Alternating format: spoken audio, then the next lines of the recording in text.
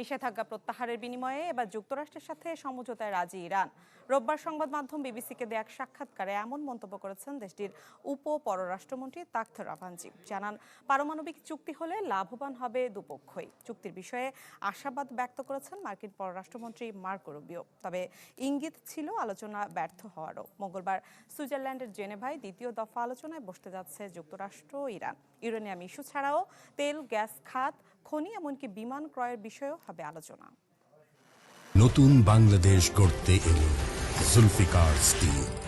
Zulfikar still, ইস্পাত দৃঢ় অঙ্গীকার। মধ্যপ্রাচ্যে যুক্তরাষ্ট্রের দ্বিতীয় বিমানবাহী রণতরী ইউএসএস জেরাল্ড আর ফোর্ড পাঠানোর ঘোষণার মধ্যেই এবার সমঝোতার কথা বলছে ইরান।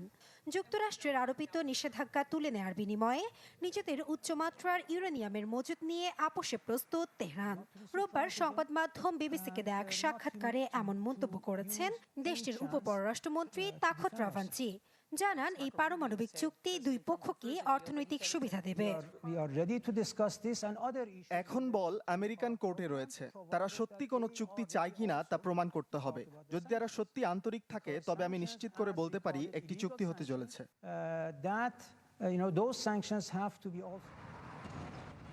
দুই দেশের চলমান উত্তেজনাকর পরিস্থিতিতে মঙ্গলবার সুইজারল্যান্ডের জেনেভায় দ্বিতীয় দফা ইরানের সঙ্গে আলোচনায় বসবে যুক্তরাষ্ট্র। মার্কিন প্রতিনিধি দলে থাকবেন ট্রাম্পের বিশেষ দূত স্টিভ উইটকফ ও জামাতা জ্যারেড কুশানার। এতে মধ্যস্থতা করবে ওমান। এদিকে আলোচনার আগেই চুক্তির বিষয়ে আশাবাদ ব্যক্ত করেছেন মার্কিন পররাষ্ট্রমন্ত্রী মার্কো রুবিও। তবে নানামুখী চেষ্টার পরও এখন পর্যন্ত সব আলোচনা ব্যর্থ হয়েছে বলে স্বীকার করেন তিনি। আমরা উগ্র শিয়া মতাদর্শ ব্যক্তিদের সাথে আলোচনা করছি।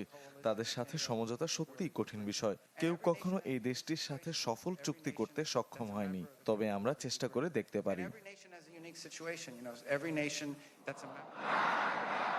এদিকে রয়টার্সের তথ্য বলছে, ইউরেনিয়াম ইস্যু ছাড়াও তেল, গ্যাস ক্ষেত্র, খনি এমনকি বিমান ক্রয়ের বিষয়ে হবে আলোচনা। তবে প্রেসিডেন্ট ট্রাম্পের দাবি করা শূন্য সমৃদ্ধকরণ বিষয়টি এখনো অনেকটাই ঝুলে আছে।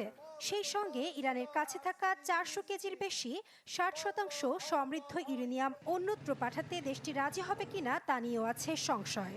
পাশাপাশি মধ্যপ্রাচ্য জুড়ে প্রক্সি গোষ্ঠীগুলোকে সহায়তা বন্ধের বিষয়েও আছে অনিশ্চয়তার ছায়া। নাসরিন আক্তার, চ্যানেল 24।